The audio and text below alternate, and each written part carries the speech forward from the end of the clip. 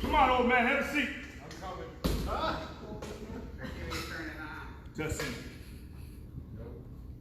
Hey, now we got it. Cool. What's up, guys? What's up? Hey, I didn't tell you guys to talk back there. You be quiet. Alright. As a lot of you guys know, me is Tyler Bodine. But tonight, I'm not Tyler Bodine, I'm Tyler Marshall. I want to do this not for sympathy by any means, but to hopefully help people that may be going through struggles with depression, suicidal tendencies. And like I said, if I can help anybody, I will in a heartbeat. Now, I did write some stuff down. I'm not going to read it word for word though. According to Suicide Awareness Voices of Education, or SAVE, 123 Americans die by suicide each day. There's one death every 12 minutes. Suicide takes the lives of close to 45,000 Americans each year. I almost became one of those statistics twice. You know, depression for me, I would say it dates all the way back to grade school. I didn't really know so much on what it was, but I was still had signs of depression. I'd say probably started back in 4th, 5th grade. I loved playing basketball. But I wasn't very good, obviously, because I'm a big guy. But I'd get picked on all the time. And I'd go home and cry every day because I'm like, man, this sucks, I want to quit. But I never gave up. Never gave up. And that's what you guys need to do. Never give up. Then come junior high, I continued to play basketball. But I was getting bullied a lot in school. Believe it or not, I was never this big in junior high. I actually had a six-pack. I looked pretty good. But there was a lot of bigger kids than me, and I was bullied constantly.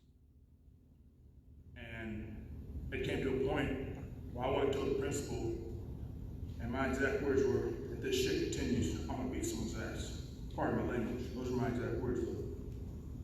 And the principal's like, whoa, this guy, you know? So I got into counseling, talked to the kids that were bullying me, and stopped for a little bit, but it continued. I just kept getting more and more depressed because I'm like, you know, I have no friends, nobody likes me. But I never really let them get to me. Yeah, it sucked, and yeah, there's times I'd go home and cry. But at the same time, I knew that I was better, and in order for them, they felt if I kept showing them that they were getting to me, they'd continue and continue and continue. And it's unfortunate because I see a lot of news stories of young people getting bullied and they ultimately commit suicide. It's a shame. It really irritates me. It ticks me off to no end. Because a lot of these kids don't have a chance. And they don't have people telling them that, hey, just because, you know, you're better than that. That you don't worry about them bullying you. And that lasted all through grade school and junior high. Now I remember in junior high too, I tore ligaments and tendons in my left knee playing football. of course, I was on crutches and whatnot. And I'd come to school, and I'd be called Gimp, Hop Along, and a bunch of the other names all through junior high. And yeah, it sucked. And I'd constantly, I'd be trying to carry my books and use crutches at the same time because nobody wanted to help me. And I'd have kids come along, knock the books out of my hand, and yeah, pissed me off. I'd ready to hit somebody with the crutch, just like WWE style. But obviously I couldn't do that. And I remember going into my guidance counselor. I'm like, listen, I'm sick and tired of the BS. I'm ready to hurt somebody. And she could see it on my face. So I got into counseling. I met with her about once a week. And it helped a lot because it gave me somebody to talk to. That's the other thing. If you're going through struggles, I know I've talked to a lot of people, a lot of friends that are scared to talk to people, scared to reach out. Never be afraid to reach out. Because you don't know, there's a lot of people that are going through stuff and nobody knows that they're going through what they're going through until ultimately they end their life. I just recently met a guy a couple days ago, his buddy, just graduated med school, had everything going for him. Took his own life because he struggled with depression and nobody knew about it. Don't be afraid to reach out, and don't be afraid to seek help. Don't let somebody tell you, oh, you don't need to do that, blah, blah, blah. By reaching out, it shows you're strong. It shows that you realize, hey, I don't want to live like this, and I want to get the help that I can. Don't be ashamed of that. Going back to I graduated junior high, and I was starting high school, all excited. And my freshman year of high school, got my very first girlfriend. Man, was I excited. I thought I was king of the world. We dated 6 months. My first real love, of course. I was in love. Little do I know I have my wife ahead of me, but besides that, we dated 6 months. And when we broke up, I told her about the world was coming to an end. That's the first time that I felt suicidal. I felt like, you know what, I can't do this no more. And all because of a girl. I hear a lot of stories of guys and girls that their significant other breaks up with them, and then unfortunately they take their own life. And it's sad, it really is. But there's plenty of other fish in the sea, and plenty of other people that will appreciate you, whether you're a male or a female. I found that out. But this girl I was dating for 6 months, what really made me depressed, not that we broke up, was that she cheated on me. Not with one, not with two, but 3 of my best friends. Needless to say, we weren't best friends very long. And it really sucked. Like I said, that's my first time I've ever felt really suicidal. And I was the kind of person, I held everything in. I didn't want to get help. So I dealt with that, and it was eating me up. And then seeing her with my former best friend every day sucked. But you know what? I never gave up. I kept telling myself. I remember my grandpa telling me, Tyler, get your head out of your ass. There's plenty of other fish in the sea. And he was also blessed with it. So, and he was right. Because, I started dating somebody else. Well, then the exact same thing happened. She cheated on me. And it tore me apart. It's like, why could somebody do something so horrible to a person that they supposedly love? But you know what? I never gave up. Yeah, it was depressing, but I never gave up. And once her and I broke up, I didn't really date much after that in high school because I was pretty pissed off at women. I'm like, you know what the heck's going on? And I always, my junior year is my hardest year in high school. Hardest year. it's the only year I never played basketball because I wanted to focus on my schoolwork. And it's a good thing I did because I barely passed junior year. And a lot of it was due to, I had a lot of mental problems, a lot of stuff going on. And come senior year, there was a lot of, I want to say, jocks or a lot of guys that were better than me at basketball and whatnot. But I still wanted to play. And I'll never forget, you know, they're saying, oh, Tyler, you suck, you know, you need to do this. But yet, we won one of the biggest games of the year because of me. And so excited. And then after that, you know, for a short time, I was your friend because, you know, I won us a game. Yeah, it didn't last long. The bullying continued. Even senior year high school, bullying still continued. And I'm 285 pounds now. When I was in high school, I was 195 pounds, soaking wet. And there was a lot of guys bigger than me. And I'll never forget, I'd be walking down the hallway, guys come up, knock books out of my hands, and yeah, pisses you off. And they're constantly calling me names. But you know what? As depressed as I was, I still felt like, you know what? I can't do this no more. I can't do this. But I still had something to tell me. You got a whole life ahead of you. There's something good for you. Come high school graduation. The school that I went to, you had to have a certain name to be considered good in sports and whatnot. Not a single one of them guys got a scholarship. I got over $10,000 worth of scholarships my senior year of high school. And that made me feel like I was on top of the world. All these guys bullying me, telling me I suck, I'm trash, I'm a piece of garbage, bullying me all through school. But I still busted my ass in my books, and I still came to every practice and busted my butt every single time. And I ended up walking out of high school with over $10,000 worth of scholarships. Anybody can do it. There's people, unfortunately, there's people that get bullied every day. But I'm living proof that you can overcome the bullies.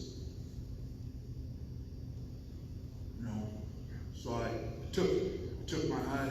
I was on cloud nine. I couldn't believe it. I was one of the top.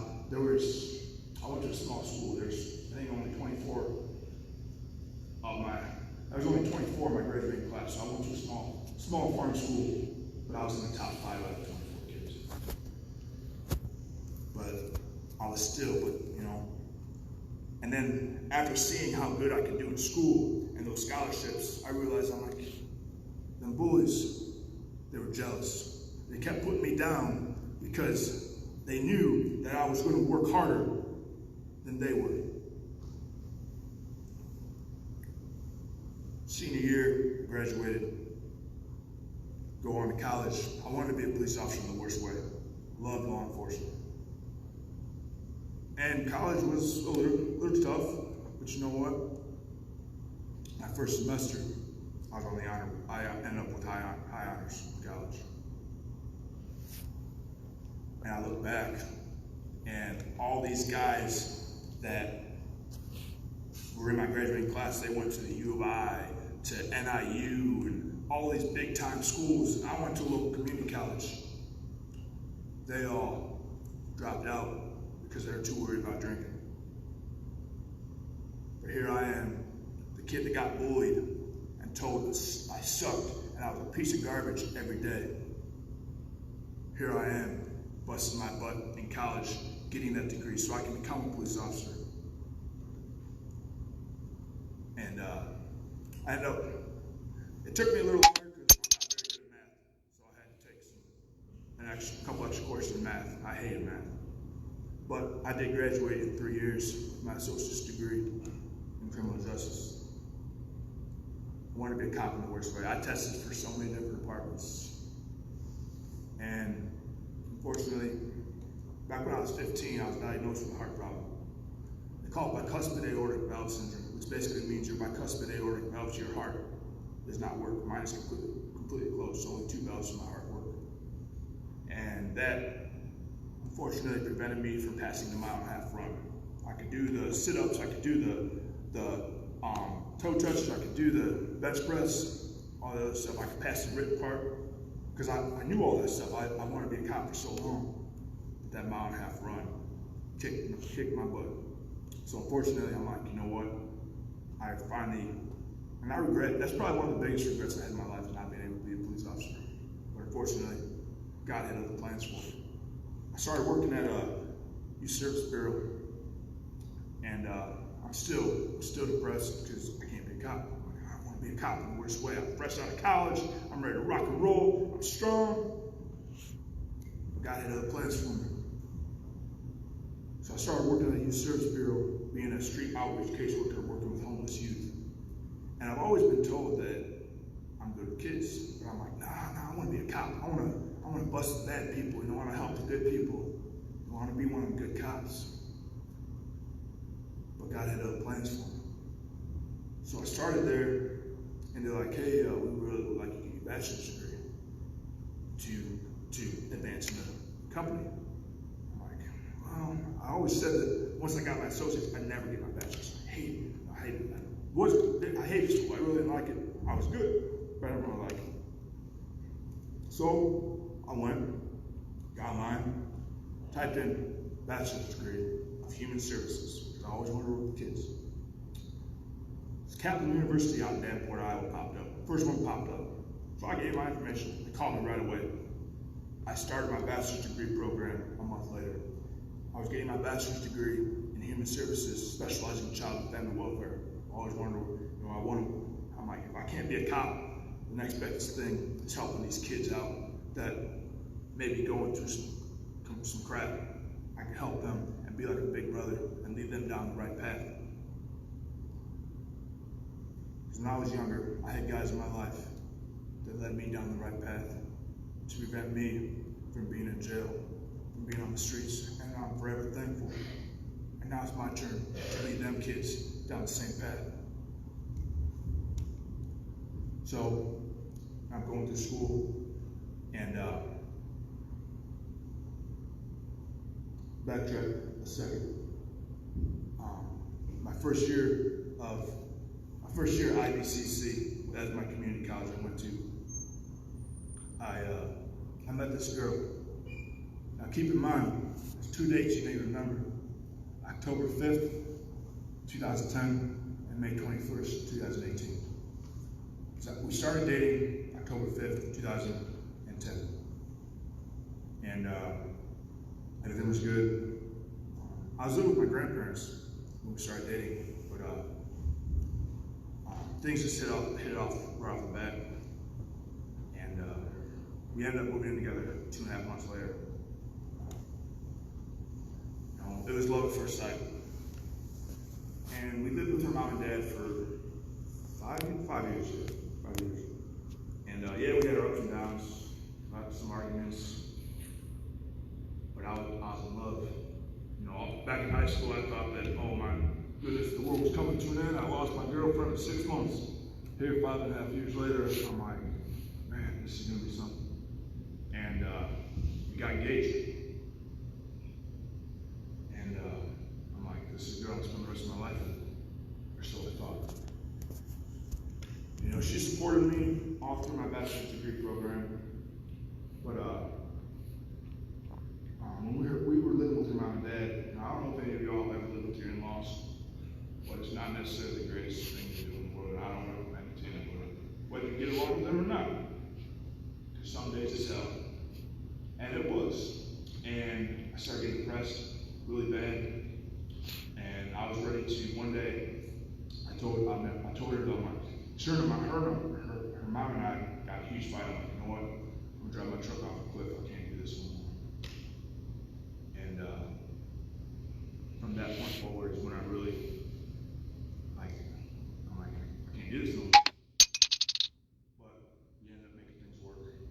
Well, we ended up buying a house together.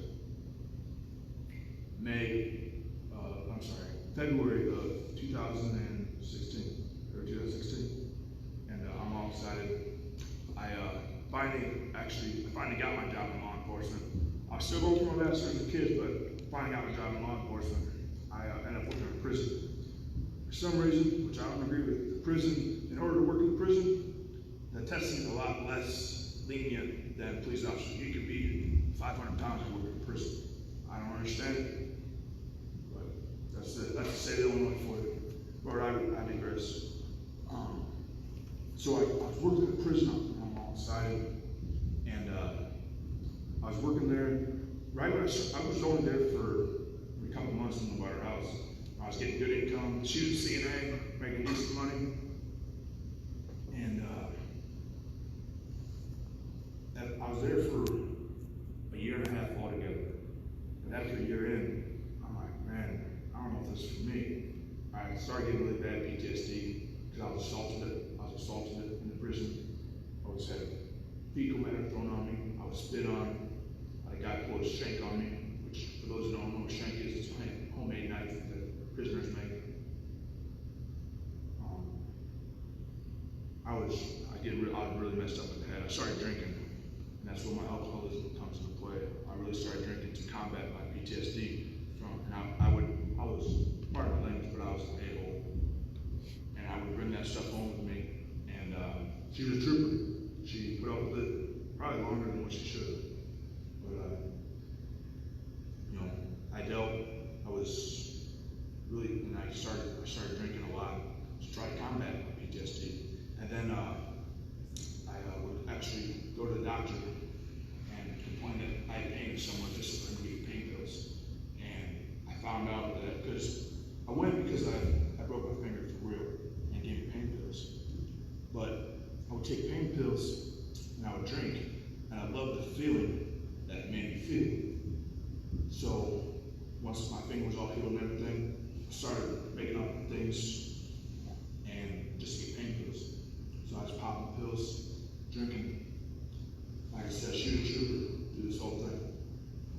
And I ended up leaving the prison. And to this day I still have a little regret because I was making decent money. But and my uncle has actually been working in the prison system for over 20 years. And I was kind of trying to go down his path, but unfortunately not too much. And on top of the PTSD, on top of the drinking, on top of the pill popping, I was really depressed. I was like more depressed than I've ever been. And I kept telling her, I'm like, you know what? One of these days, and I had a 9mm, and one of these days you're gonna come home and I'm not gonna be here because it was messing up my head. I was screwed up, and so a year and a half later, I'm going 2 weeks in out of the prison. And I had a job lined up, and I wasn't even making half of what I was making. I was bringing home $70,000, $80,000 a year from the prison. I wasn't even bringing home half of where I went to, and it really put a damper on the expenses. We were arguing nonstop every day.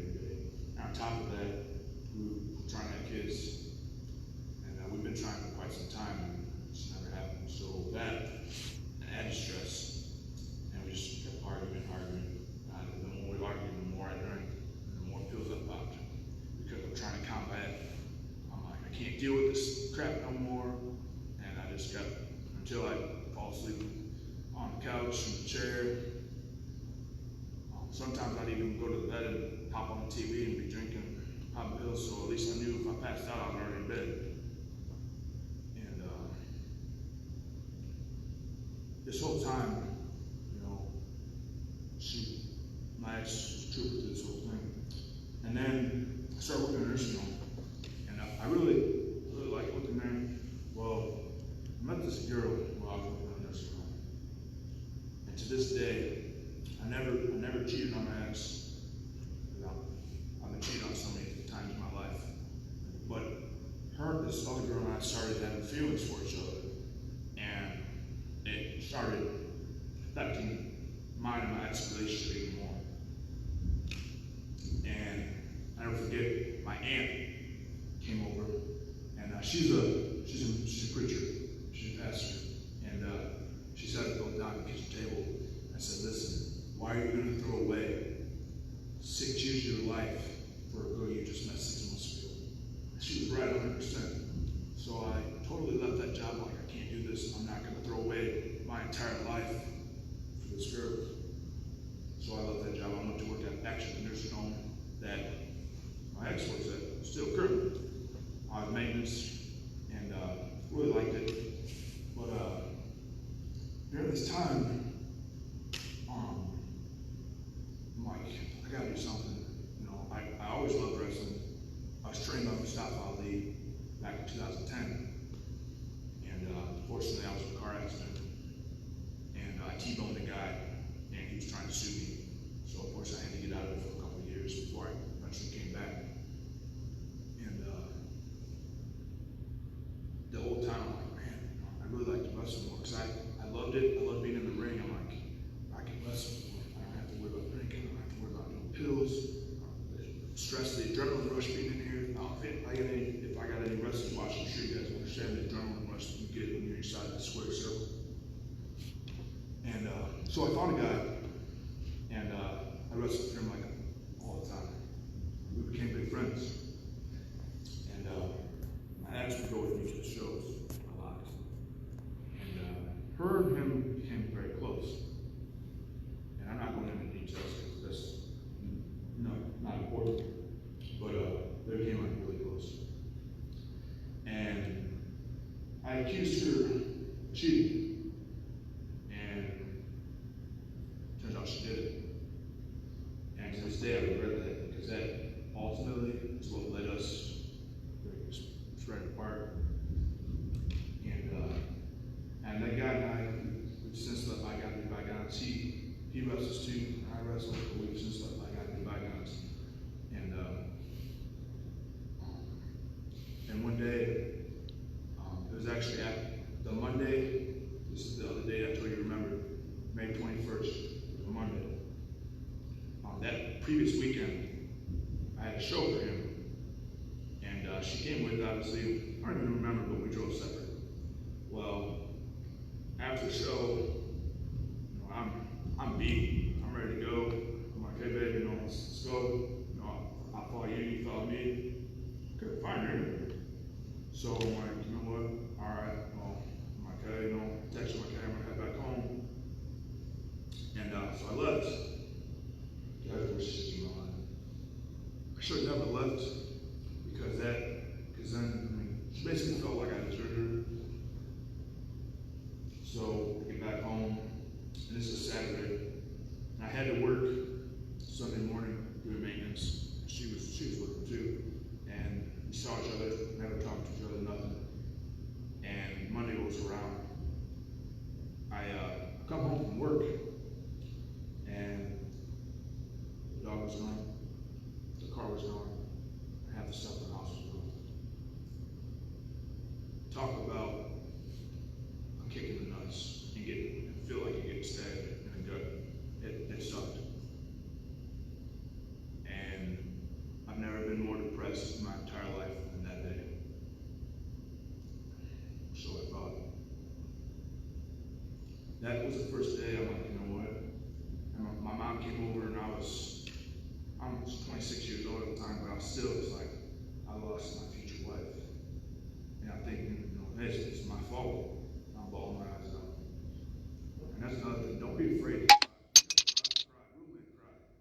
And I don't care who tells you, if you cry, you're a baby.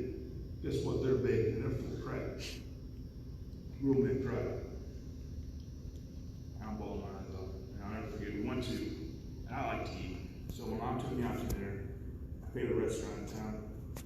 And normally I can eat 16 boneless wings easy with fries. I ate 4 wings. And I'm like, I can't eat no more. I got sick in my stomach. And I went home, and all I did was cry the whole entire week. I was still working at nursing home doing maintenance. that every time I'd go to work, she'd have like someone would stab with a knife deeper, farther. It just, and then a week later, we finally sat down and discussed what happened. And her exact words were, "I haven't loved you in the last 2 months." That was the first night that I attempted suicide.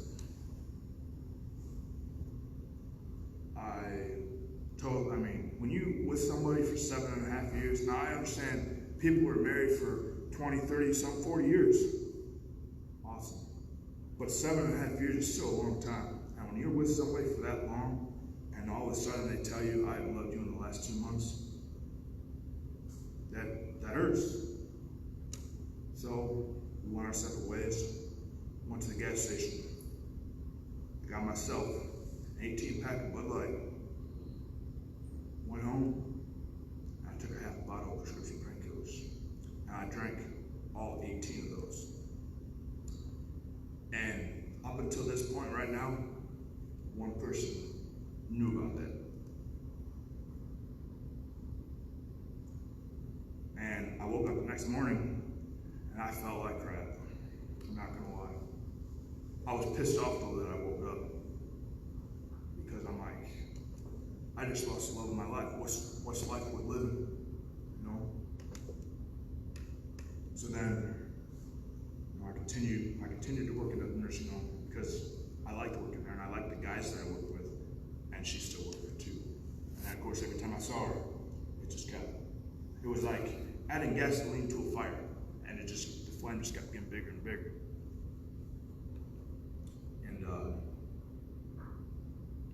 fast forward probably 2 months later, I was trying to work things out. I was trying to continue to talk to her, and that's probably my big mistake. Because I was trying to work things out, and she didn't want to get back together. And she's like, "I'm done with you. I can't stand you." And so that's when I went and bought another 18 pack of Bud Light.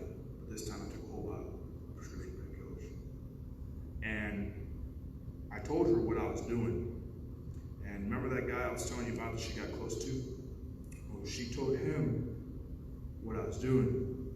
I think what pissed me off the most is that she didn't call the ambulance or the police, because I was so depressed, I was so messed up. But I don't necessarily blame her anymore, because sometimes you're in that situation, people don't know what to do. And I get that. And I don't hold a grudge. I really don't. But that guy that she was getting close to, I credit him for saving my life. He's one of the guys that I credit for saving my life, because he called the ambulance, he called the police. I had 3 police officers show up at my house. I had the ambulance show up at my house. And had he not done that, I might not be sitting in this room today. I don't have him on Facebook, but if I did, I'd thank him right now. So I went to the hospital, and they were gonna admit me. I'm like, I gotta work. I can't, and I don't know how, but I was able to talk myself. I was able to talk the doctors out from admitting me. I don't know how. To this day, I don't know how. But my mom was there. My mom was the first one there, and then my aunt and uncle. My aunt, that's the pastor, and her husband. My mom's brother, my uncle, came, and I'll never forget this. And if there's kids watching, I'm sorry. But my uncle walks in the room. He looks at my aunt, looks at my mom. He turns to leave. He shuts the door, pulls the curtain. He looks scared, looks squared at me. Pardon my language, but his exact words were, "Tyler, what the fuck are you doing?" Again, pardon my language. And I just broke down, and I'm like, he's like, "Why, dude? You got your whole life ahead of you. You know what? Is she worth it?" At the time, I thought so. But then I'm like, and then he's like, "Tyler, you're getting do wrestling. Do what's in your blood."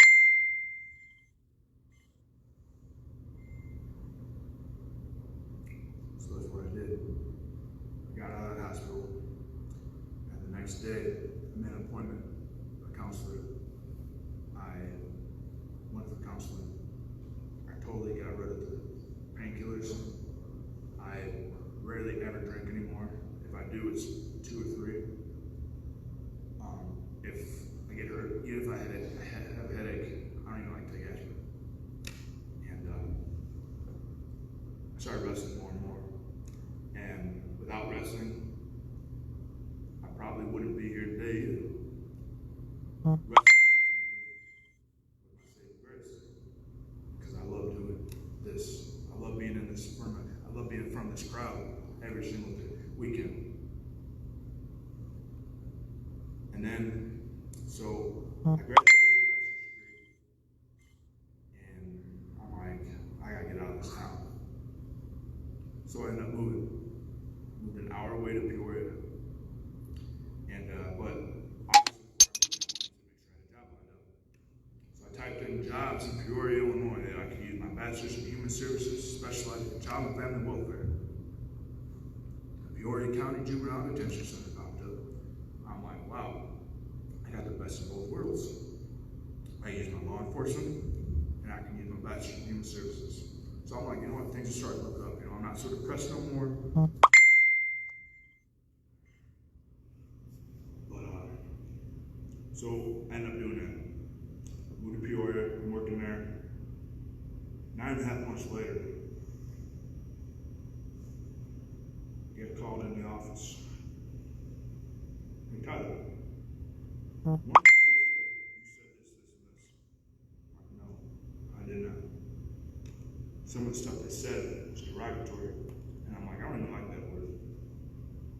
Well, we're gonna have to force you to resign because we're gonna believe the kid because, you know, he's a kid. I'm like, are you freaking kidding me? So I was forced to resign. But I wasn't gonna give up. I had another shot in the gut, but just like I've been doing my entire life, I've never backed down and I've never given up. And you can do the same. Because a month later, I got called Camelot Care Centers in Peoria, which is a private agency through DCFS, Department of Child and Family Services. I'm like, hey, we want to bring you on board. I told them the situation at the detention center. They thought it was bogus, what they did. They're like, we're going to give you a second chance because you deserve it. And I'm still working there, and I love my job. I don't know how long I've been on this mic, but I want to kind of start wrapping things up. Is despite, I know a lot of people go through hell every day of their life. And I know there's a lot of people that have been through a lot more hell than I have. The fact of the matter is, never give up. Never give up. I'm not a John Cena fan by any means. Just like he said, never give up. And never back down. God has a plan for everybody. When one door closes, another door opens. When that girl or that guy breaks your heart, there's plenty of other fish in the sea. And that next person could be 100 times better than the person you're with. I appreciate you guys watching. God bless.